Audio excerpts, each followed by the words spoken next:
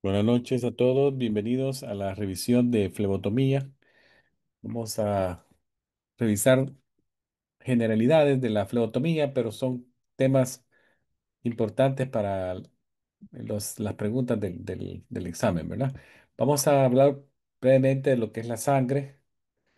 Habíamos dicho que la sangre no forma parte del sistema cardiovascular, pero es la parte líquida que se mueve a través del sistema cardiovascular, sistema cardíaco, circulatorio. Y es un tejido conectivo, ¿verdad? Por definición, es el fluido que se mueve a través de los vasos sanguíneos en nuestro sistema cardiovascular.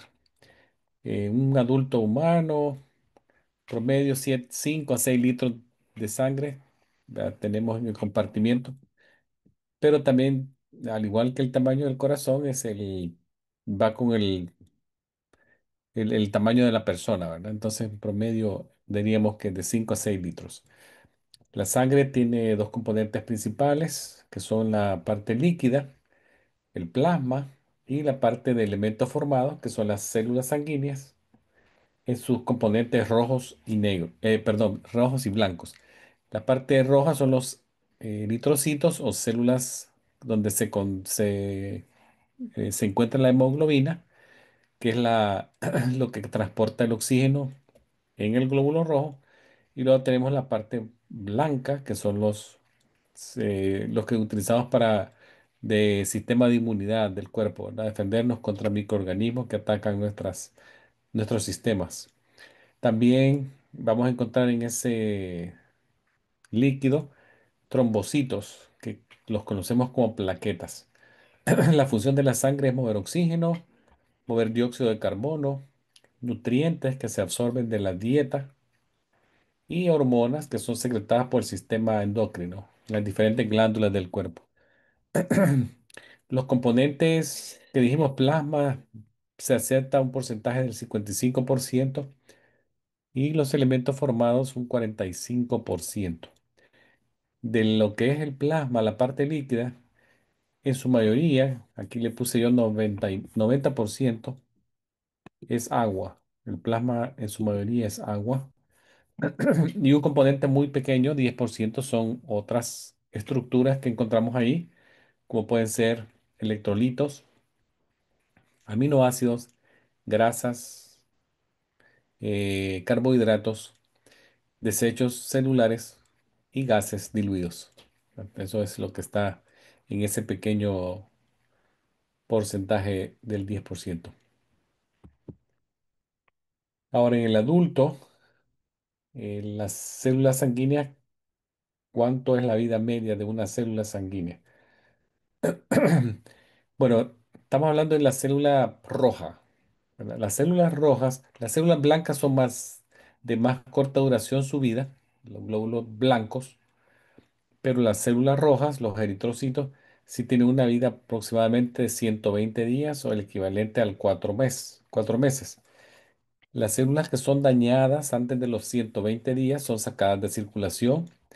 Las células que por su ciclo natural llegan a los 120 días, envejecen, son sacadas de circulación también en dos sitios, el vaso y el hígado.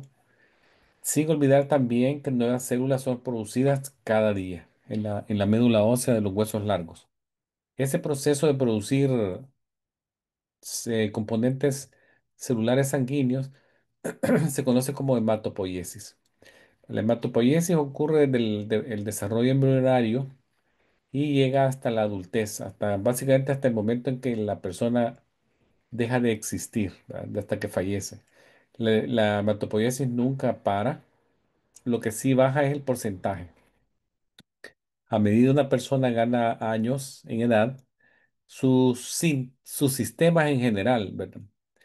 Bajan el porcentaje de producción de función. Entonces, el sistema de hematopoiesis no es la excepción. Si usted ven acá, todo nace de una célula madre o stem cells.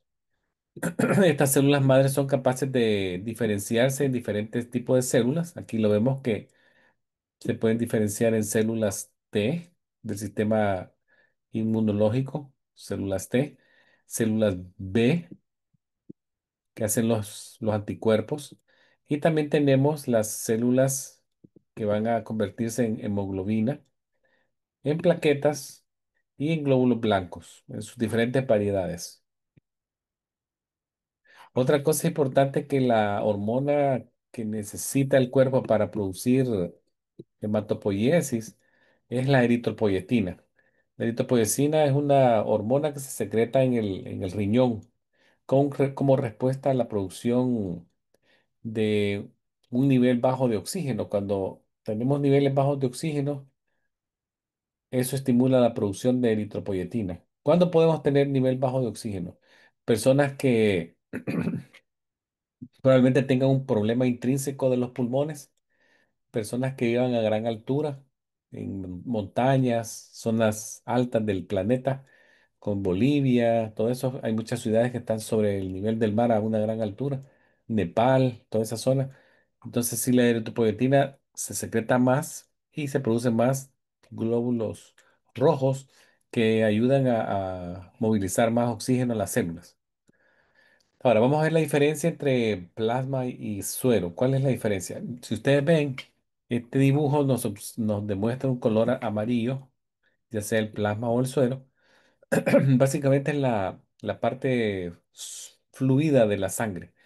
La diferencia es que si ustedes ven el lado izquierdo donde dice plasma, van a ver que acá no se formó un coágulo en este tubo. ¿Por qué no se formó un coágulo? Porque se le agregó un anticoagulante.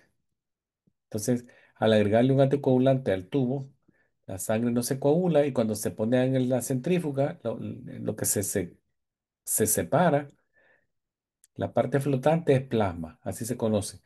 Mientras en el lado derecho se formó un coágulo, cuando se centrifuga, lo que se colecta se conoce como suero.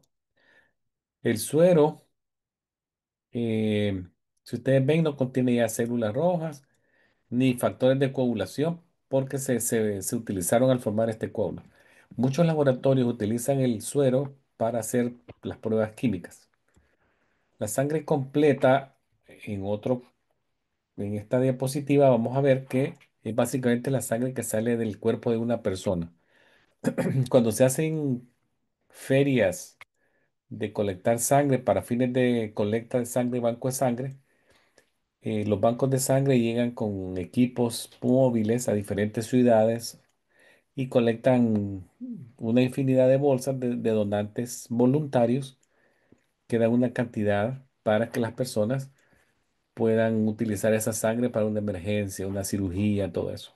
Entonces la sangre básicamente es tal como se sacó de la persona. Lo único que no es que se transfunda inmediatamente, sino que pasa por un estricto control de calidad, tratando de detectar cualquier impureza o una enfermedad que vaya en la sangre, la clasifica como no apta para consumo humano. Ya una vez pasó diferentes muestras y se ve que la sangre sí no tiene ninguna contaminación de nada, entonces sí es viable para transfundir en otra persona.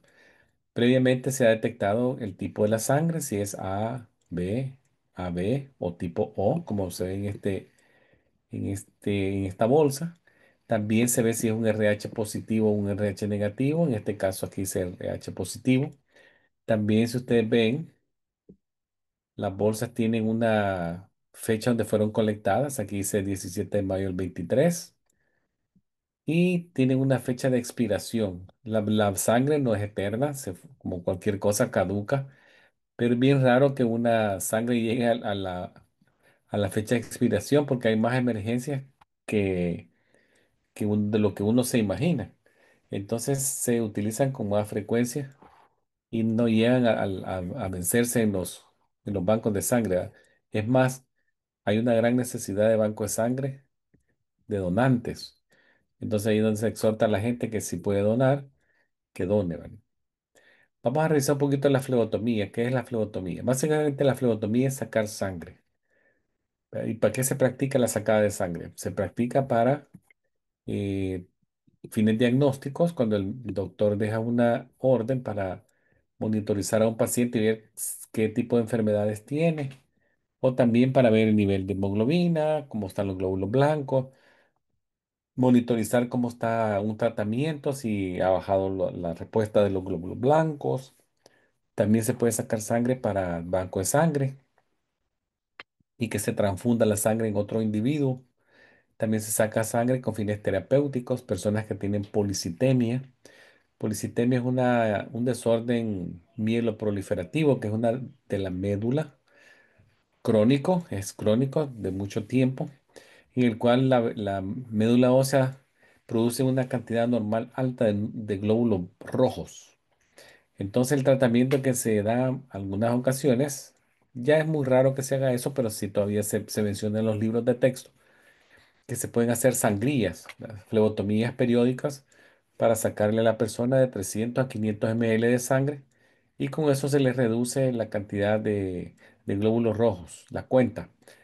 El propósito es llevárselo por lo menos a 45% de hematócrito o el equivalente a 15 gramos de hemoglobina. Ahora, vamos a ver los métodos que tenemos para sacar sangre.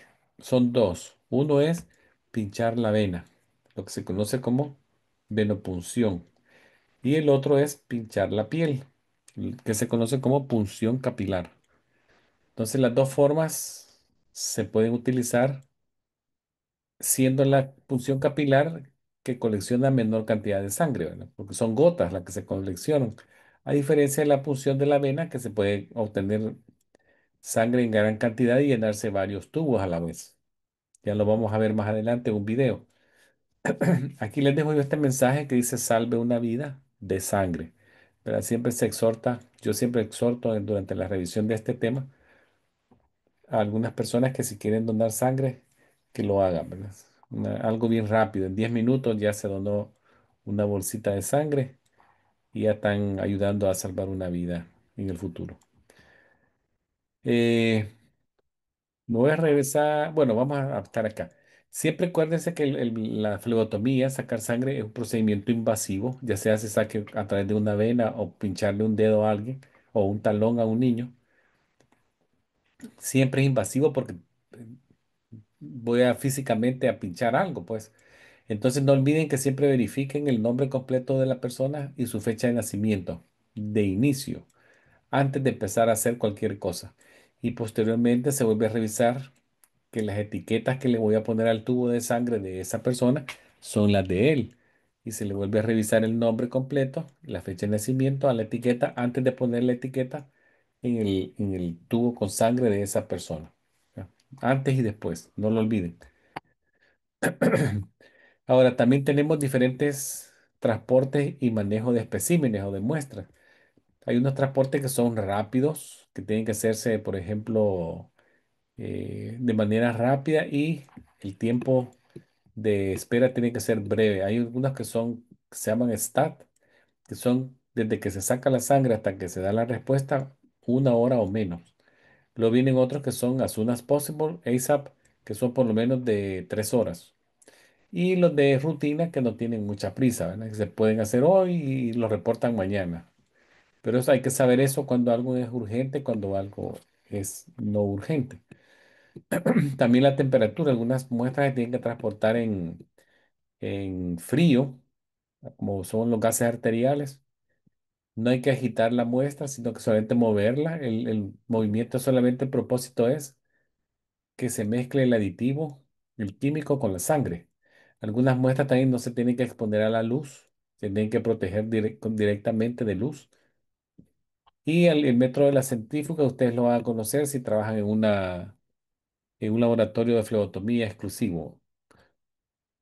Como lo dije acá, algunos especímenes se transportan en frío, algunos especímenes microbiológicos, como son cultivos, necesitan calor, ambientes térmicos similares a la temperatura del cuerpo, 37 grados centígrados, donde se ponen los cultivos a ver si crece algún tipo de bacteria en el cultivo. Ahora, vamos a ver, porque alguien me puede preguntar, ¿y la flebotomía dónde la puedo practicar? La flebotomía la puede practicar en hospitales, en clínicas ambulatorias, en centros de salud, departamentos de salud, en prisiones, tienen flebotomistas, centros de diálisis. donde ven pacientes con problemas nefrológicos de riñón, en casas de rehabilitación. Si ustedes ven, muchos lugares necesitan flebotomista y el que esté certificado a través de una compañía como la ANCA, mucho mejor, ¿verdad? Esto requiere que haya pasado un examen y que tenga algún tipo de práctica, pero le da más valor al, al medical assistant que tiene ya la certificación. Vamos a ver entonces ahora cómo identificamos a los tubos. Lo identificamos a través de colores.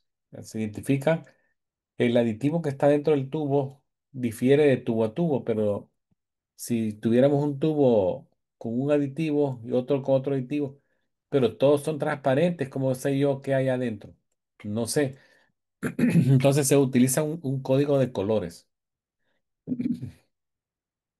Por ejemplo, en este caso, acá ven ustedes, es color rojo. El tapón es color rojo. Entonces los aditivos, ya uno sabe que hay en el color rojo, en el tapón rojo. En este caso, el tapón rojo no requiere aditivo. Es un tubo que no requiere aditivo. Quiere decir que si no tiene aditivo, va a formar un coágulo, ¿verdad? Entonces lo que voy a obtener de acá es suero, cuando lo separe. Este tapón rojo, ¿para qué me sirve? Lo puedo utilizar para química general y determinación de sueros. Tenemos la química, por ejemplo, el factor reumatoideo, la amilasa, el magnesio, cortisol, ácido úrico. Aquí hay unas pruebas que sirven para hacer diagnóstico o seguimiento, monitoreo, y utilizan el tubo de color rojo. También procedimientos o muestras de banco de sangre utilizan el tubo de tapón rojo. Luego tenemos el tubo de tapón celeste. El aditivo que tiene adentro se llama nitrato de sodio, o sea, sodium nitrate, a un 3,2%. Si tienen alguna duda de un tubo, siempre vayan a ver la etiqueta y en la parte superior de la etiqueta, ahí está el nombre del aditivo, por si se les olvida. Sodium nitrate, 3,2%. Este se utiliza para pruebas de coagulación. ¿Verdad? Ahí están, por ejemplo, tiempo de protrombina, el tiempo de tromboplastina, el nivel de fibrinógeno, que es el factor 1 de coagulación, la detección del dímero D, que es una prueba de sangre que se utiliza para descartar presencia de coágulos serios que se han formado en el cuerpo. Entonces, cualquier cosa que sea coagulación, celeste. Luego tenemos el tubo de color lila o color morado. Este tubo tiene un aditivo adentro que es bien largo el nombre. Todo este que ven acá, el nombre de él. Pero lo asocian, no, lo abrevian con estas palabras, ETA, EDTA, ETA. El aditivo se une con el calcio y es un anticoagulante. ¿Va? Este se utiliza comúnmente para pruebas de hematología, hematócrito, hemoglobina, eritrosedimentación, también reticulocitos, cuenta de reticulocitos, direct CUMS, el péptido natriurético cerebral. O sea, hay varias, pero más que todo, recuérdense, morado, lila, hematología. Luego viene el de color rosado, que este también tiene el aditivo ETA y comúnmente se utiliza también para pruebas de hematología y también se utiliza para muestreo de tipeo IRH, muestreo de anticuerpo, prueba cruzada. Ahora, los dos colores verdes. Tenemos un color verde que es un poco más fuerte y un color verde que es más suave. Entonces, el verde fuerte tiene en su interior el sodio heparina. Y si ustedes ven en la etiqueta acá, dice sodio heparina. ¿Para qué vamos a utilizar el color verde? Para pruebas rápidas de emergencia. Está. Química general que requiera urgencia. ¿Verdad? Entonces, el verde oscuro. También el verde claro tiene heparina, solo que es el litio heparina. También se utiliza para pruebas urgentes rápidas de menos de una hora desde que se saca la muestra hasta que se detecta el nivel de los valores que queremos investigar. Y tenemos amonia, factor reumatoideo, paneles, diferentes paneles de urgencia, paneles lipídicos, de grasa, hepáticos, electrolitos, marcadores cardíacos, alguien que tenga una patología cardíaca como dolor de pecho, que se sospeche un infarto al miocardio, que necesito medirle troponina, CPK, CPK-MB, entonces se utiliza el verde claro. ¿Verdad? Luego tenemos el gris, este gris tiene dos aditivos, si ustedes ven acá. El primer aditivo se llama fluoro sodium fluoride y el segundo oxalato de potasio. El sodium fluoride es un inhibidor de glucosa, o sea, un antiglicolítico. Hace que la glucosa en la sangre en esta muestra se degrade lentamente, muy lenta, para que el valor real se mantenga más tiempo disponible el valor y nos dé una información más cercana a la realidad. Luego tenemos el oxalato de potasio, que es un anticoagulante. Este te utiliza para mediciones de glucosa. Entonces asocian la G de gray o gris con la G de glucosa, ¿verdad? G gris, G glucosa. Luego tenemos otro que es de color así rojo con manchitas negras, que algunas personas les dicen camuflajeados, otros les dicen atigrados. Este tiene un separador de suero en la parte inferior que parece como que fuera cera de candela deshecha. ¿Verdad? Este separador luego se va a ubicar en la parte media entre la sangre flotante o el líquido flotante, perdón, que puede ser el suero, o la parte inferior donde van a estar los elementos formados. Que lo que nos interesa es la fase fluida, ahí se analiza lo que quiero yo saber. Básicamente son químicas generales y pruebas de inmunología y algunos paneles generales, como son metabólicos, completos y básicos. En el muestreo de sangre van a ver ustedes que algunas pruebas se ubican en grupos, que se llaman perfiles o grupos. Entonces, dependiendo qué sistema yo quiero estudiar, lo agrupo. Por ejemplo, el sistema cardiovascular, cuando yo quiero saber cuánto tiene la persona de colesterol, todo lo relacionado a las grasas, colesterol, triglicéridos, lipoproteínas de baja y alta densidad, todo eso, perfil lipídico, ¿verdad? Lipídico o grasa. Hay otro perfil hepático cuando son cosas que me interesan del hígado. Electrolítico, el metabólico completo es un poquito más amplio, tiene varias características, tiene cosas de, analiza el hígado, analiza también el riñón, los electrolitos, también evalúa la glucosa. Un poquito, por eso se llama el perfil metabólico completo y hay un básico. Otro tubo que es de color azul intenso, azul marino. Este tiene también el aditivo ETA, que ya lo habíamos mencionado en el lavanda y en el rosado. Y hay otro ETA, entonces el azul marino. Ese se utiliza para medir elementos trazas o drogas terapéuticas o drogas toxicológicas de uso recreativo. ¿Cuáles son esas? Por ejemplo, marihuana, cuánto hay niveles de marihuana, cocaína, heroína, LSD, eso es prueba toxicológica. O pruebas terapéuticas, que yo quiero saber cuánto tiene de digoxina, cuánto tiene de fenitoína. Son medicamentos recetados por doctores, pero quiero saber cuánto tiene el nivel esa persona. Ahora, estos que ven acá, estos tubos son de tubos de cultivo, entonces tienen como propósito sacar sangre completa y el tubo, si ustedes ven acá, es un tubo más grande, como que fuera un frasco, un bote pequeño, pero le caben aproximadamente en el adulto hasta 8 ml de sangre y en el niño 4. ¿Verdad? Entonces, tiene para guardar sangre para pruebas aeróbicas, anaeróbicas y este que es de color amarillo que es pediátrico. Tienen esta parte inferior que ustedes ven acá, se llama medio de cultivo, que básicamente es como un nutriente que se le brinda a la sangre para que las bacterias o lo que esté ahí no muera rápido, sino que tengan como para alimentarse mientras se colecta o se transporta la sangre hacia el sitio donde se van a inocular en placas.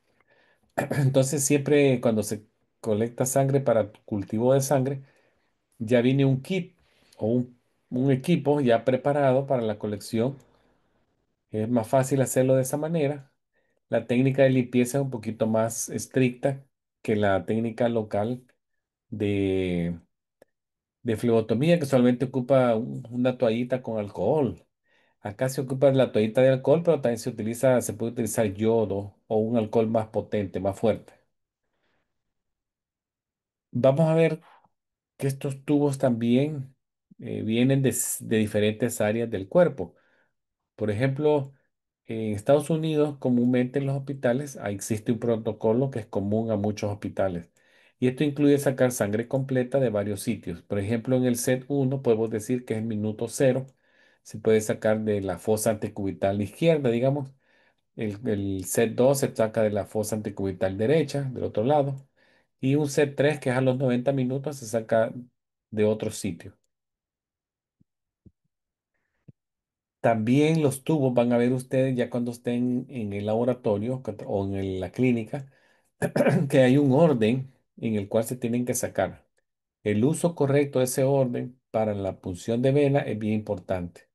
Básicamente establece el Instituto de Estándares de Laboratorios Clínicos, establece un orden y el orden es para evitar contaminación cruzada de los aditivos que están en los tubos. Siempre que se comienza a hacer una sacada de sangre, se ve si hay una orden que diga cultivo de sangre. Si no hay cultivo de sangre, este número uno no existe para nosotros. Entonces el uno se convierte en este. Caso contrario, si hay una orden de cultivo, el cultivo de sangre es el primero en que se saca. Luego seguiría el celeste, pero si no hay orden de cultivo, el celeste se convierte en el número uno. El tubo celeste es el tapón que vamos a identificar con el aditivo sodio citrato, sodium citrate. Luego tenemos los tubos de suero, que son aquellos que tienen activador de coágulo y son de color rojo. Algunos, como les dije, rojos no requieren aditivo, pero sí tienen separador de suero. Aquella como cera que les dije que parecía cera de candela al fondo del tubo. Luego vienen los tubos de color verde, que son los que tienen heparina, que aquí aparece el número 4. Estos pueden tener con o sin gel. Luego vienen los tubos que tienen el aditivo ETA, se recuerdan que eran tres. Aquí yo solo menciono dos, el lavanda, el morado, el rosado y también estaba el azul marino. Luego vendría por último el color gris, que se relaciona, les dije, con la G de la glucosa. Gris, glucosa. Y este es el que tiene los dos aditivos que mencionamos, el sodium fluoride y el potasio oxalato. Ahora, el equipo de punción también tienen que conocerlo, ya cuando estén en la clínica lo van a conocer. Básicamente es una jeringa que está desarmada, ¿verdad? La tienen que armar, hacer la jeringuita. Tiene un sostenedor de tubo de plástico, tiene una aguja de dos puntas, esta punta va hacia el paciente y una punta que queda adentro del sostenedor de tubo, que es el que va a perforar el- la goma de color que está aquí para que la sangre se empiece a depositar adentro del tubo. ¿Verdad? Pero eso hay que armarlo, no es que viene armado. En el video van a ver cómo la flebotomista agarra su bandeja y empieza a armar su jeringa. Yo les voy a decir durante el video, les voy a decir, aquí es el momento en el que está ella armando su jeringa para que vean cuando ella ya empieza a armar todas las piezas, como que fuera un rompecabezas, y termina con una jeringuita como esta acá, una aguja que sale para afuera, que va, con esa va a pinchar al paciente, una aguja interna, que es la que pincha el color y deposita la sangre aquí. ¿Qué más necesito además de la aguja y el tubo sostenedor y los tubos colectores? Necesito torniquete. El torniquete es un dispositivo que me ayuda con la presión en la zona donde voy a hacer la vena más visible. El dispositivo para hacer la vena más fácilmente vista se llama torniquete. No es de látex, ¿verdad? No un látex. Es una banda de plástico que no lleva látex. Es larga, más o menos 15 pulgadas de largo y se utiliza uno por paciente. Luego tenemos los contenedores de colores que ya los mencionamos. Las agujas vienen de varios grosores. La que se utiliza para la venopunción es número 21. Y también tenemos gasas blancas, estériles, 2x2 que se va a poner sobre la herida donde yo pinche. Y también hay curitas. Acá, si ustedes ven, es lo que yo les digo, que se hay que armar este sostenedor de tubo que está aquí. Se le pone la aguja de dos puntas, esta punta que va hacia el tubo y esta va hacia el paciente. Pero en esta fotografía, si ustedes ven, este tapón verde está obstruyendo la aguja para evitar accidentes. Ya una vez esto se quite, la aguja queda expuesta, pincho con ella la piel y luego que ya la saco de la vena otra vez, le pongo este dispositivo de color rosado que lo cubre permanentemente y evita que alguien se pinche, ya sea yo mismo o pinchar a otra persona. Este dispositivo que está acá es un sostenedor de tubo, le han adaptado una manguerita de una aguja que tiene lo que se llama alas de mariposa, ¿verdad? O alas. Esta aguja es un poquito más fina que la 21, el número 24 o 25. Entre más fina es, el número es más alto, 25. Y esta es 21. Aquí también les doy como un acercamiento para que vean qué es lo que tiene una bandeja que uno va a ocupar. Por ejemplo, tiene este número 7 es el torniquete. El número 5 es la jeringuita que se ocupa para pinchar. La número 25 las agujas. Es una aguja fina con alitas de mariposa. Tienen el sostenedor de tubo que se llama, bueno, es un sostenedor transparente plástico. Número 10 está aquí. Este número 13, recuerdan, es lo que yo voy a armarlo y lo pongo aquí. Una punta va para adentro y otra punta sale para el paciente. El número 2 son los tubos de colores. Aquí, si ustedes pueden ver, hay un color lavanda, morado, un celeste, sodium citrate. Hay un color dorado que se utiliza poco. Hay tape para poner en la gasita. Hay toallitas con alcohol para limpiar. Si necesitan más equipo, ahí siempre hay una bandeja grandota donde me puedo abastecer con más cosas, ¿no? Necesito más tubos, necesito agujas, todo eso. Cuando se hace colección de sangre a través de una punción de la piel, ahí todo se vuelve más pequeño, más pequeñito. Por ejemplo, ocupo lancetas para pinchar la piel. Siempre voy a utilizar alcohol para limpiar, gasas estériles. Los colectores son más pequeñitos. Si ustedes ven, son tubos colectores pequeños, contenedores muy pequeños porque son gotas de sangre. También hay micropipetas para jalar sangre hacia el interior de esas pipetitas o tubos capilares. Acá les muestro una fotografía con los diferentes grosores de las agujas, pero para que no se compliquen mucho, pregunta de examen siempre le dice, ¿qué número es la aguja? Está flebotomía, 21, ¿verdad? 21, como la edad de los que se vuelven ya adultos, 21. Es la que más se utiliza, la número 21, pero no quiere decir que yo no pueda utilizar una finita 25 como la que tenía la alita de mariposa, ¿verdad? Se puede hacer. Si ustedes ven acá, este es el sostenedor de tubo que les estaba ya hablando. Aquí está la aguja, esta aguja va hacia el paciente, hay una aguja que perfora el color, la goma de color. Y si ustedes ven aquí, ya se está llenando con sangre este tubo. Y la flebotomista utiliza sus dos manos. Aquí apenas se ve este color celeste, que es el torniquete. Aquí hay más tubos atrás, si alguien necesita más. ¿Qué precauciones hay que tener cuando hacemos flebotomía? Durante la flebotomía, algunas personas se protegen su rostro por salpicadura de sangre. Hay que protegerse los ojos, la mucosa ocular. Podemos utilizar también otros protectores que son más grandes, protectores de cara, protegen toda la cara. Al utilizar también gabachón, la gabacha blanca, guantes limpios, no estériles. Los pacientes siempre tienen que estar sentados en una silla de flebotomía, que es una silla como a 90 grados. Los niños pequeños pueden estar sentados en las piernas de su abuelita, de su mamá, de la persona que lo lleve, para que se sientan un poquito más tranquilos. Y cuando son infantes o niños bien pequeñitos, también los padres los sostienen porque se les pincha el talón. La punción capilar en la mano se hace en los dedos. Utilizar el tercero y cuarto dedo es la rutina. Tercero y cuarto dedo. ¿A dónde? En la parte de la punta, en la falange distal, pero a los costados, a los lados, en la parte carnosa. Tratamos de evitar la parte media, que es donde está la falange distal o el huesito, ¿va? Costado, ya sea acá o ya sea acá. Siempre se descarta la primera gota y se utiliza de la segunda gota en adelante.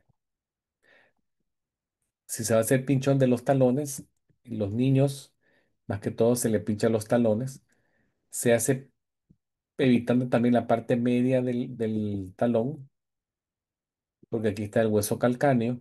Se hace en los costados también, ya sea en los costados laterales o mediales de la persona, del niño, en la parte carnosa, pero en la superficie plantar, en la superficie plantar de la parte carnosa del talón, ya sea medial o lateral. Algunos transportes les dije que necesitan protegerse de la luz. Ya hay unos tubos de color ámbares que se introducen en su parte media. Se pone el tubito que yo coleccioné con sangre y este tubito de color lo protege, ¿verdad? Ya sea también si no tengo yo cómo protegerlo al momento del transporte, lo que hago es puedo utilizar papel aluminio y lo forro bien de principio a fin, del cuello hasta la punta del tubo, con papel aluminio, a modo que no deje pasar ningún rayo de luz. Hasta el borde del color lo tapo bien.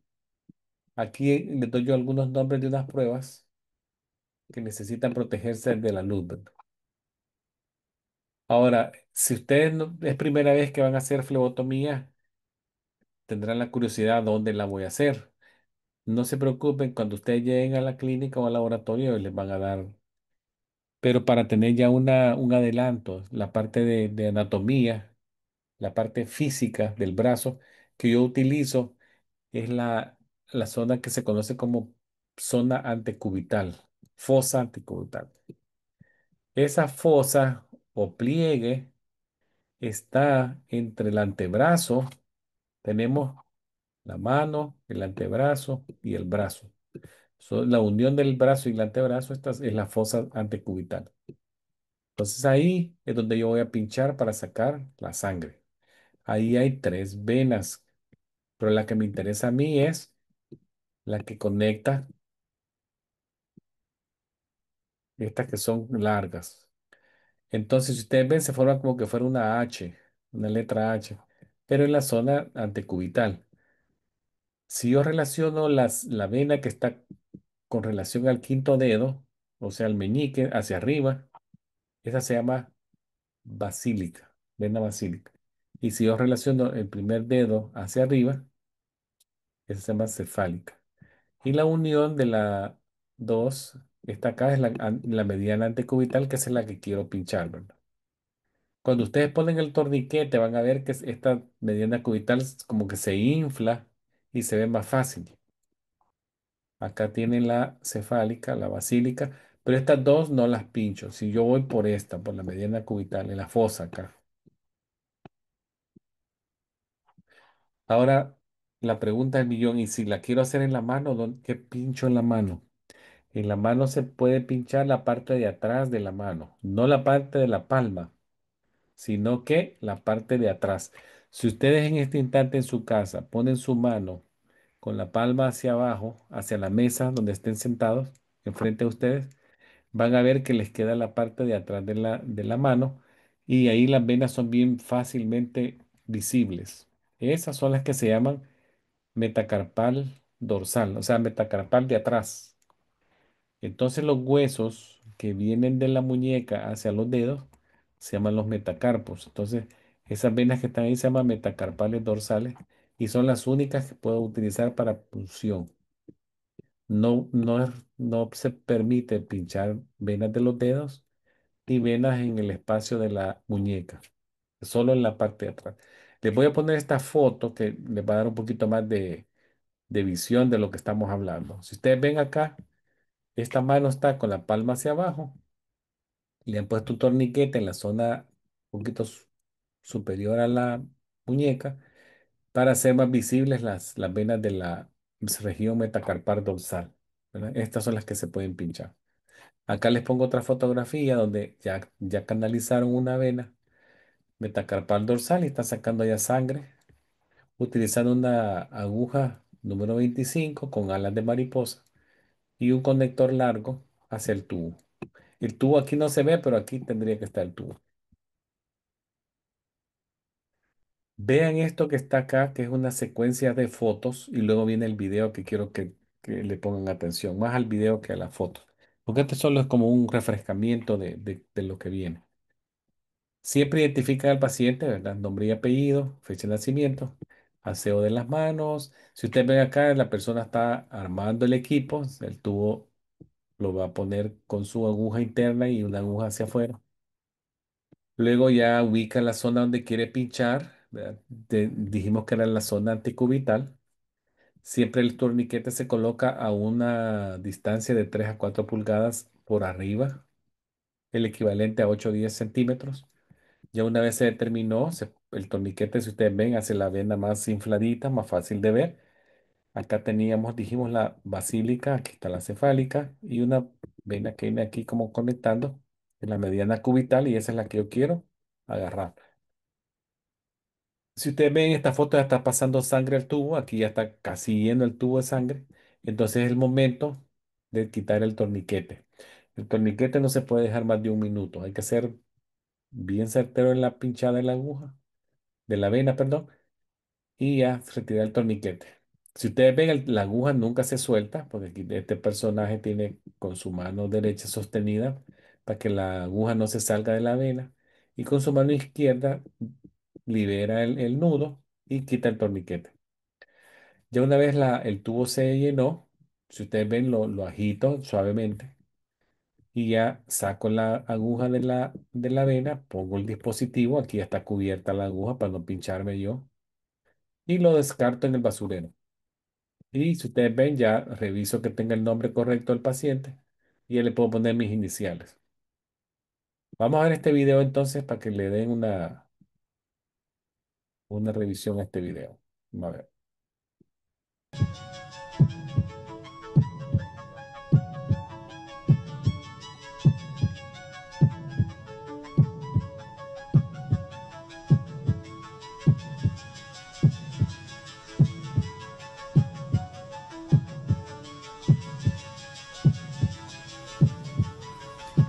Good morning, I'm Kristen. I'm here to draw your blood today. Good morning.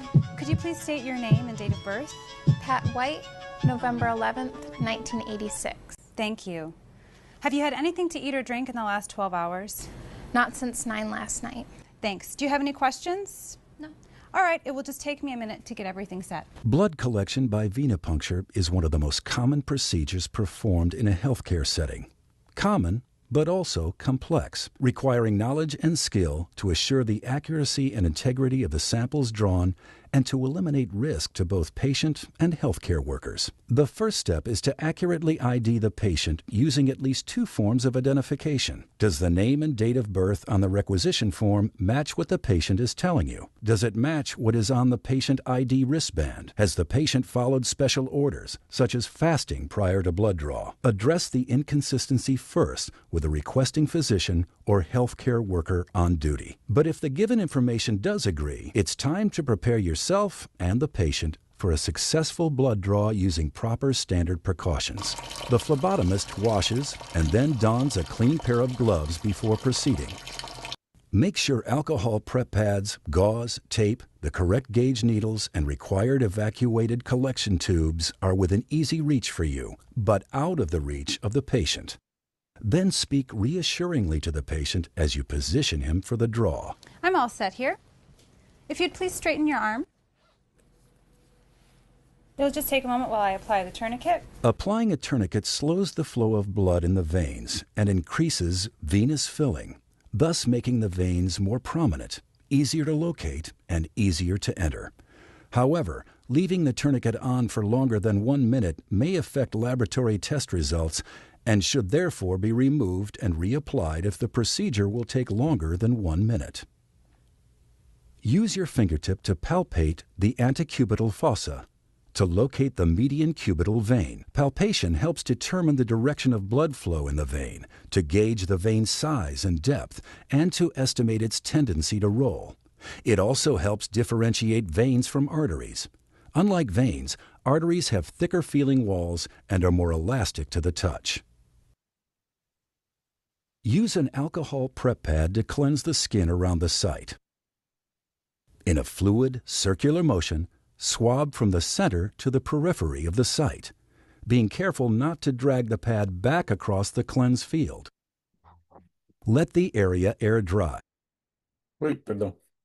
This prevents contamination of either the patient or the specimen. Grasp the patient's arm firmly with your hand, placing your thumb approximately 2 inches below the intended puncture site. With your thumb, pull the skin taut over the vein to help anchor it in place. Then let the patient know you're ready to make the puncture so the patient won't startle and jump. You'll feel a slight pinch. Position the needle bevel side up and line it up with a vein. Position the needle so that it forms a 30-degree angle with the surface of the arm. With a single, short but firm motion, swiftly insert the needle through the skin and into the vein. Push the evacuated tube onto the needle when the needle enters the vein. As the vein aligns with the needle, blood will begin to move out of the vein up into the needle. Maintain a constant, slight forward pressure on the end of the tube. The evacuated tubes are color-coded based on their additives. Know the types of additives and which color tubes are to be drawn based on requisition. As soon as blood begins to flow into the collection tube, instruct the patient to open his hand and remove the tourniquet from his arm. Removing the tourniquet allows the blood to return to its normal rate of flow through the vein and helps reduce bleeding at the puncture site. A gentle mixing by inversion at least 8 times is required to ensure that any additives in the tube are incorporated into the blood sample. We're almost finished here. Are you doing okay? Fine. Engage the safety device on the needle and use the Sharps device for proper disposal. Applying pressure at the needle entry site immediately after removing the needle will prevent a hematoma from forming and allow hemostasis to seal the wound. Please keep pressure on the gauze pad for several minutes to ensure that the blood flow stops. In this illustration, you can see formation of the platelet plug and the fibrin clot. Applying pressure at the needle entry site immediately after removing the needle will prevent a hematoma from forming and allow hemostasis to seal the wound. In this illustration, you can see formation of the platelet plug and fibrin clot. Apply the ID label on the filled evacuation tube and store it for transport to the lab. The label must include at least the patient's ID number, full name, date of birth, and today's date. Using standard precautions, dispose of needles in a Sharps container. Dispense of all other used non-sharp materials, including used gloves and gauze pads, in an approved trash receptacle. And disinfect all contaminated surface areas. You've just completed a successful blood draw, providing a sample that can be processed for analysis. Fortunately, most blood draws are completed in an entirely professional, skilled, and successful manner. Most, but not all. Poor technique, poor judgment, lack of knowledge, loss of concentration, and undue haste all are factors that can negatively impact the integrity of a sample. Or worse, that can create undue stress and pain for the patient or cause a patient physical harm. Let's take a look. Failure to align the needle perfectly with the vein and failure to insert the needle at a 30-degree angle can result in the needle missing its mark. Poor technique that will require an unwelcome second needle stick. Inserting the needle at too steep or too shallow an angle and not lining up precisely with the vein are two common reasons for missing the vein. To the patient, that usually means only one thing: further anxiety and discomfort. But it can have other consequences as well. Serious complications are most likely to arise when targeting the basilic vein, with its close proximity to nerves, which can be permanently damaged, or the brachial artery, which could be nicked. Even with a proper angle, the appropriate needle size must be used. Freddie, you're only going to feel a very small pinch this time. It is acceptable to use a smaller needle called a butterfly. However, it should be noted that butterflies are a larger gauge needle, 23 to 25 gauge, and therefore have a smaller bore size. A large gauge straight needle, 25 gauge in this case, may make piercing the vein more certain, but as you can see, the smaller bore size can cause the red blood cells to lyse. While it appeared to the healthcare professional that this blood draw was successful, it's clear once the sample is centrifuged that the choice of needle gauge was a poor one. The selection compromised the integrity of the sample. Aside from these two examples of invisible errors, there are many visible signs that a healthcare professional may not be following standard precautions that ensure a quality blood draw as well as a satisfactory customer experience.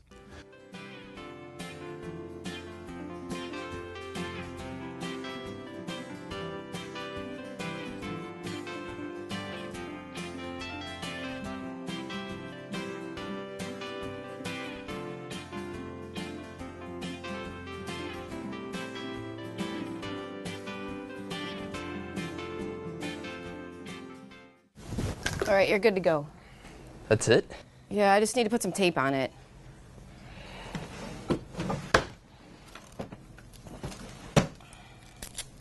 Ah, Band-Aid, that'll work.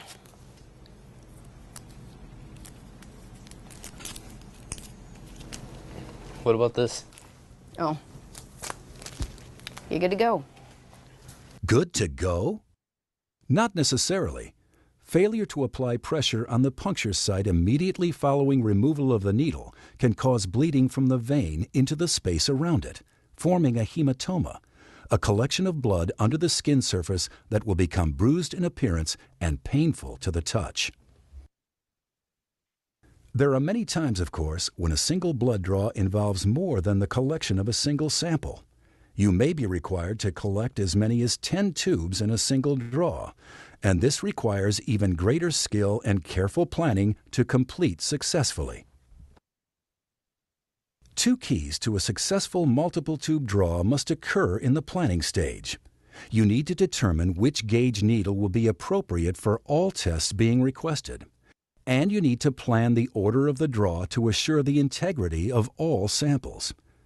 But your technique should remain the same. Let's take a few moments to review. Position the needle bevel side up and line it up with a vein. Position the needle to form a 30-degree angle with the surface of the arm. With a single short but firm motion, swiftly insert the needle through the skin and into the vein. Push the evacuated tube onto the needle when the needle enters the vein. As the vein aligns with the needle, blood will begin to move out of the vein up into the needle. Maintain a constant, slight forward pressure on the end of the tube to prevent release of the shutoff valve. As soon as blood begins to flow into the collection tube, instruct the patient to open his hand and remove the tourniquet from his arm. Removing the tourniquet allows the blood to return to its normal rate of flow through the vein and helps reduce bleeding at the puncture site. When performing a multi-tube draw, it is important to follow the correct hospital-mandated order of draw. Blood cultures are always drawn first. However, in a routine venipuncture, a light blue tube should be drawn first, followed by a red top, gold, green, lavender, and gray. We're almost done here. This is the last tube I need to draw. When will I know the results? I'm kind of anxious about them. Your samples will go over to the lab today and your doctor will notify you after the results are in. You don't see them? No, I don't. The samples that we draw today are tested by laboratory professionals who relay those results directly to the physician. My responsibility is to assure the quality of the samples I draw so that the results your doctor receives are both accurate and meaningful. The level of quality and integrity of the samples the laboratory receives is dependent upon the level of skill, knowledge, and professionalism of the phlebotomist. A big responsibility, but one that can make a real difference in the lives of your patients.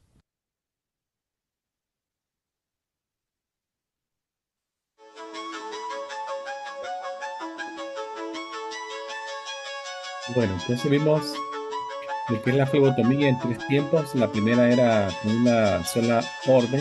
La segunda era la señora que hizo muchos errores, cometió demasiados errores. Y la última fue la orden con diferentes tubos que se usaron. Sería bueno que cuando tengan una oportunidad vuelvan a verlo para que vean los errores que se cometieron especialmente en la parte media del video, ¿verdad? Déjenme solamente tratar de salir de acá. Vamos a ver.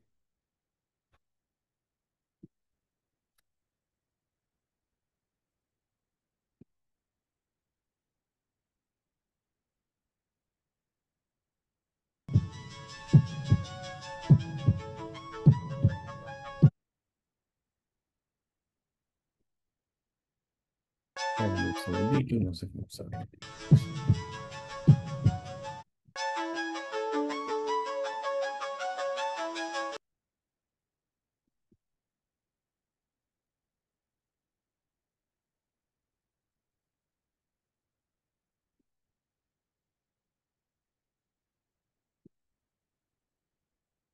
Mm,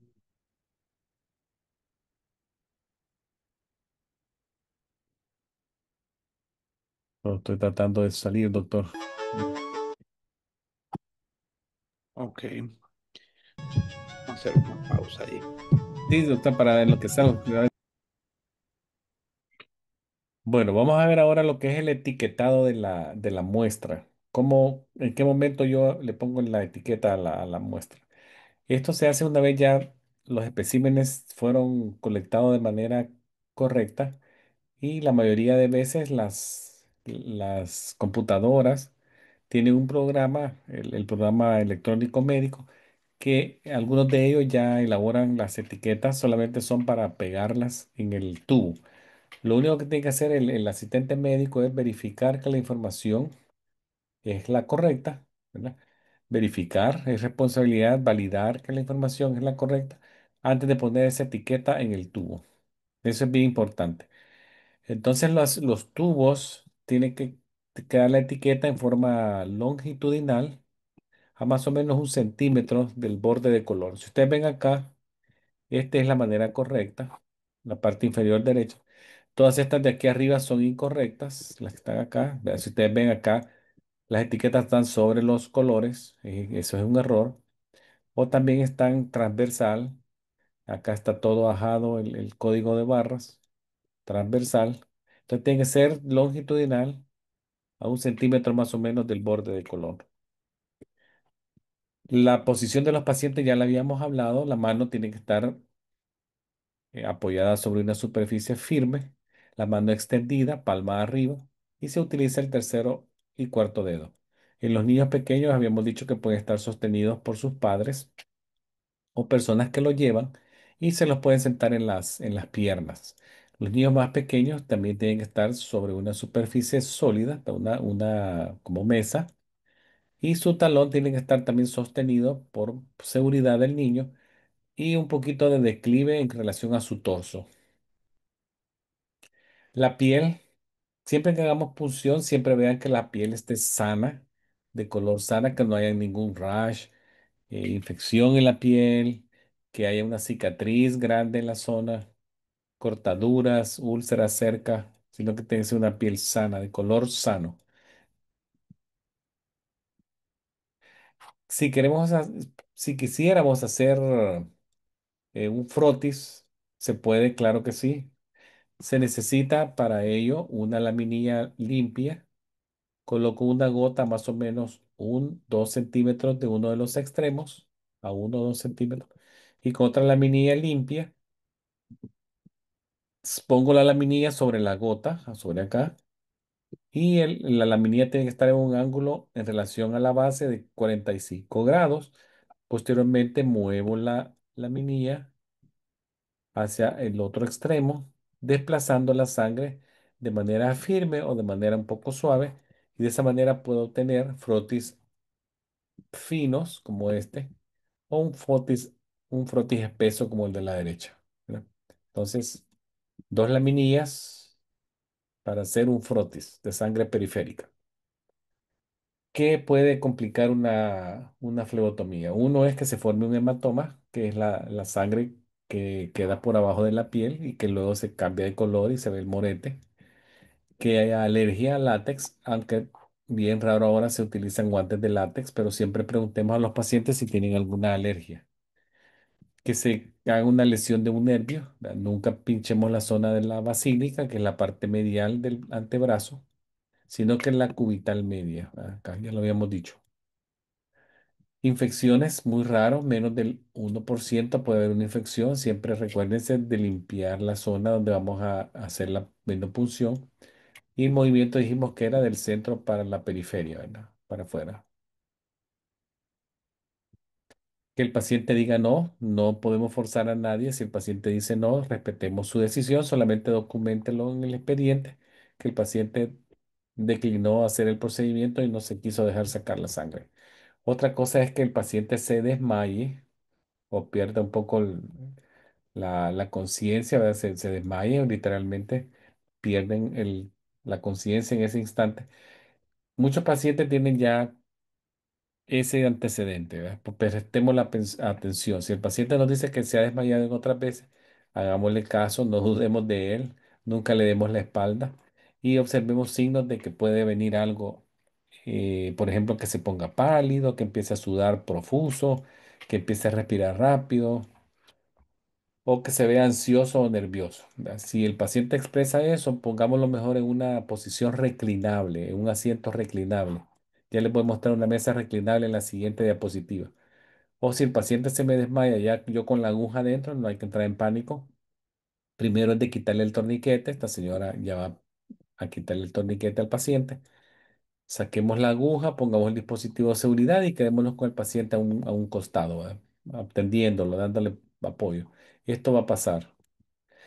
Esta es una silla reclinable, si ustedes ven, un poquito más segura para esta señora, que es a diferencia de una silla como esta, que es de flebotomía común.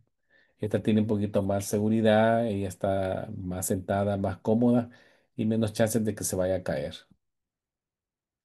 También puede sangrar mucho, pacientes que toman heparina, que están tomando warfarina, Coumadin, que usan heparina, que toman aspirinita, pueden sangrar más de lo normal.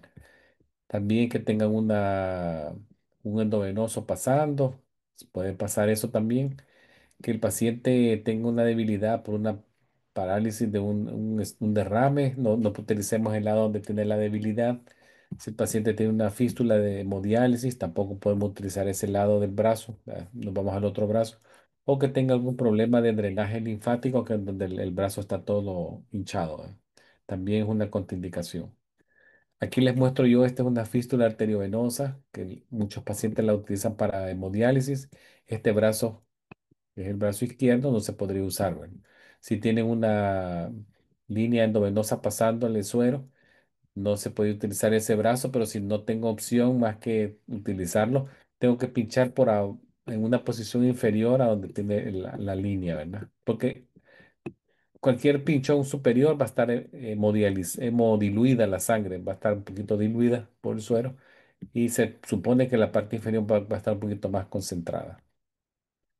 Pacientes que tienen drenaje linfático averiado por una cirugía, digamos que estas señoras que vemos en la fotografía han tenido un cáncer de mama, le hicieron una mastectomía derecha y le hicieron vaciados de los nódulos axilares y le dañaron la circulación linfática de ese brazo. Puede ser que va a tener un hinchazón del brazo, ¿no? Por un edema linfático. Este brazo se ve un poquito más aceptable, podemos pincharle en esta zona O nos podemos ir a la zona dorsal de la mano acá, ¿verdad? Pero este brazo no, ¿verdad? Este sería un no. No rotundo, no lo podemos tocar. Bueno, eso es lo que les traí esta noche. No sé si tienen alguna pregunta o duda o comentario. Bien, profesor. ¿Alguna pregunta? ¿Alguna duda? Pueden hacerla.